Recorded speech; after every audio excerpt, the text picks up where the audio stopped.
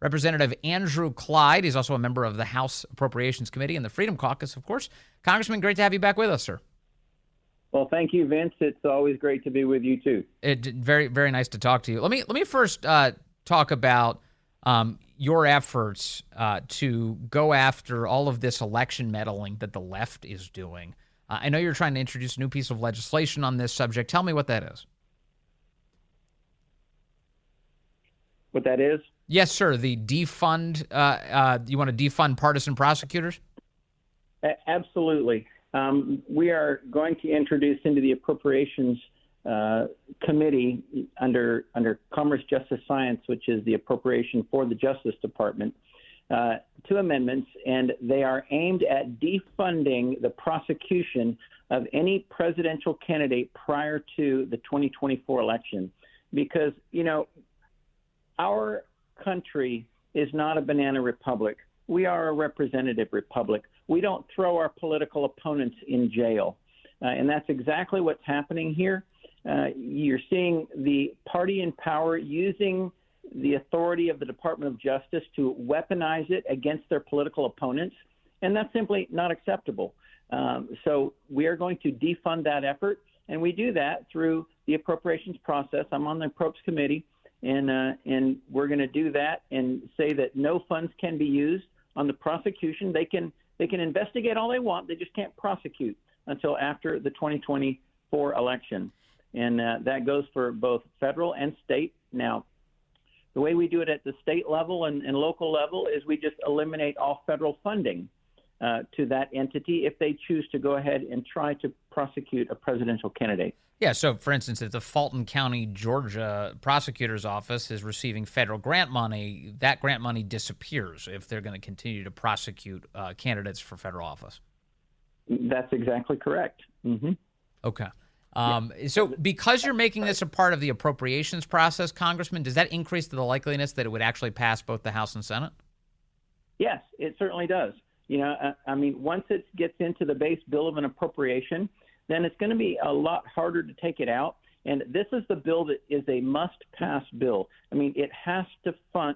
Our government has to be funded, and it has to move forward in order for our government to work. Yes. And so that is what has to happen. And so when you have must-pass bills, then it gives you a greater opportunity to get in good legislation, especially when you're in the majority, that is. Well, that's for sure. So one of the things that we started the year under the impression might happen is that we'd get 12 independent appropriations bills, all simple to understand bills that were put before the American people and that Republicans would consider, and they'd all be done in regular order. Is that actually happening? My impression is it's not. Well, the process is most of the way down the road. We've got 10 of the 12 bills have gone through committee. One of those 10 has already made it to the House floor and has been approved in the House floor. That happened in July. Okay. We've got 12 legislative days here in September. So I know that the defense bill is going to come up the very first week we come back. Honestly, I think all of the bills should come to the floor, and we should do our work, and we should not go home until it's done. That's what we told the American people. That's what we promised them, and I'm all for that. So I think we should stay there and work through this process until all 12 are completely finished and gone, the last 2 through the committee process and then through the House floor process. There is a report from Fox News today that says that Kevin McCarthy keeps floating the possible impeachment of Joe Biden as a way to appease conservatives who are basically watching whether or not McCarthy is going to strike a funding deal with Joe Biden next month. It's a way to kind of keep them distracted. If he's talking about impeachment, maybe they won't pay so much attention to the fact that he came up with a spending deal with Biden. What do you make of that? Well, that's a shiny object that we're not going to go for. Any funding, any continuing resolution that is a clean or a blind or resolution basically continues the policies and the funding levels of Nancy Pelosi, and that's not going to fly with conservatives. That message has been sent to Speaker McCarthy loud and clear. If we do have a continuing resolution, it's going to depend on how long it is. Maybe it's a month. so that the appropriations process can actually have 12 individual bills. If that's the case, then it's going to have policy in there and spending levels that we Republicans agree on. That means you're going to have border security like H.R. 2. That means you're going to have to deal with the weaponization of the federal government, the Department of Justice, yes, the FBI, and you're going to have to deal with the wokeness in the military. I mean, these are Republican priorities. They're policy priorities that no Republican should accept a CR without these in the base bill. That's what we voted on when we passed H.R. 2. We all voted on that. So that should be part. And I would not vote for a CR that doesn't have that in it. Are there enough Republicans in your conference who have the courage to actually vote to defund abusive government agencies, though? Because, we hear a lot, Congressman, from lawmakers who obviously speak a good game. They're great at criticizing the government. Are they willing to take it the next step and actually bring some consequences to the people who are abusing their power?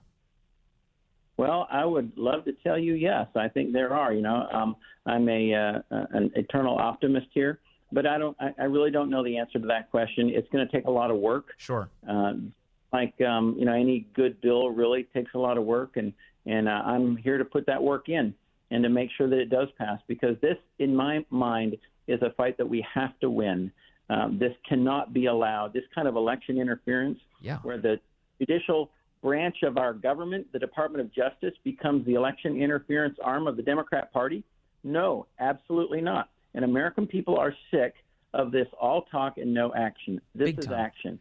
Congressman, they're rigging the election before our very eyes. They've scheduled every possible trial for early next year in the heat of the presidential election. And they've announced all of these indictments years after the events that supposedly occurred. It's all quite obviously scheduled to interfere in our election. Oh, most certainly. And, if they would have treated Hunter Biden with this kind of expediency, Hunter Biden would be in jail by now, a long time ago. Yes. But this is a two-tiered system of justice that must be torn down, and the appropriations process is one way to do it. Can you tell us about impeachment, if you will? My understanding is that there was a members-only conference call Monday night, that's Fox's reporting, with Speaker Kevin McCarthy, where he indicated that they're hoping to push forward, that you all are hoping to push forward with an impeachment inquiry beginning next month into Joe Biden. What can you tell us? Well, I would certainly agree with that, an impeachment inquiry to bring all the facts out. The Oversight Committee has done a phenomenal job of bringing forth incredible evidence of criminal conduct by President Biden and by Hunter Biden, literally using taxpayer dollars to leverage payments from foreign entities, foreign businesses directly to the Biden crime family. It's incredible. In fact, if people go to clyde.house.gov/Biden crime family, we have up on our website there massive amounts of documentation, including the FBI's FD 1023 that outlines the pay for play of if you don't fire the prosecutor, you don't get the $1 billion. Yes. The incredible amount of evidence is there. It's up on our website, and people really need to see that and need to understand how absolutely compromised and how criminal the activity is of this president and his family. Yeah, how many bank accounts do you need? How many suspicious activity reports need to be flagged? How many payments need to be flowing into the Biden family? And how many actions need to be taken by Joe Biden before anybody gets a clue here? Right, over 150 suspicious activity reports, 20 shell companies. The financial. I'm looking forward to the financial guy's testimony. Eric. I can't remember his last name, but Schwerin. I'm waiting. Schwerin, that's it. Thank you. Yeah, I can't wait till he comes before the Oversight Committee, and we get the information that he has to offer.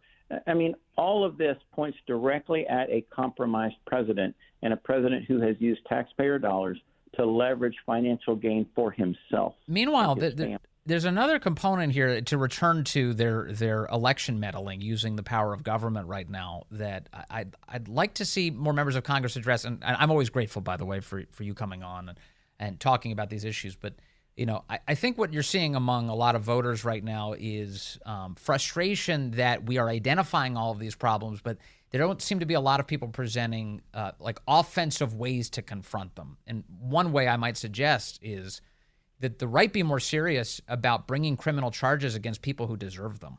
I mean, if you are abusing your power in government to hurt the American people, you probably need to be a part of some sort of federal RICO charge or something. I mean, there are clearly criminal activities going on here and people not paying the consequences. I'm not even really seeing criminal referrals. Do you think some kind of action like that could begin to take place? Well, I think with this Department of Justice under Attorney General Merrick Garland, you're not going to see any of that. It's not going to go anywhere. We could send all the criminal referrals we want, and I don't think he would do anything with them. And that just shows you how corrupt our Department of Justice is, which means that they need to be taken down as well, yes, piece by piece, and reassembled, put back together in the way that they should operate. And that is with equal justice under law, just like it says above the Supreme Court. And that is not happening right now. And so, to see any sort of prosecution of a Democrat or, Hunter Biden for that matter. I mean, Hunter Biden's the greatest example that you can see right there. I mean, you have the sweetheart plea deal that fell apart.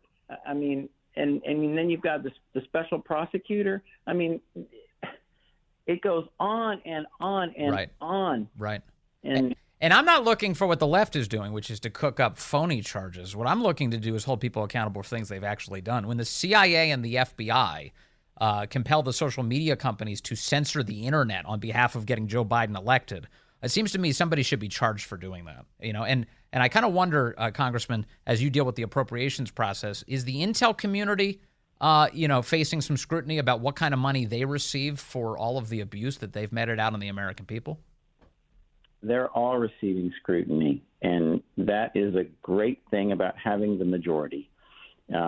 So I look forward to every time we can cut someone's budget, especially when they're not doing what they're supposed to be doing and they're not following the Constitution and they're not serving the American people. That's what the federal government is here to do, is to serve the American people, not the other way around. And I tell the folks in Georgia's 9th District that all the time. The government is here to serve you, not you here to serve the government. And it's a true mess under this administration. Yeah. But we're going to clean it up through the appropriations process. And honestly, having a different chief executive officer, a different president, is going to do a whole lot more than along that line. Yeah. In the meantime, you guys do have some power, though, and we're all praying that you use it well. Lastly, Congressman, before I let you go here, I know that this storm, Idalia, is working its way in part through Georgia. My understanding is your district is actually in the northeast of the state. Are you feeling any of the effects of this? No, we are actually not feeling effects of this at all, at least not from what I have seen. Okay, good. It's, thankfully it's not come through the 9th District, just maybe a little wind, and we've seen some rain, but just nothing that you would say is very serious. But we just need to keep those who have gone through the brunt of this in our thoughts and our prayers. Big time. That's for sure. No question. Congressman Andrew Clyde, thank you, sir, for your time today. Appreciate that.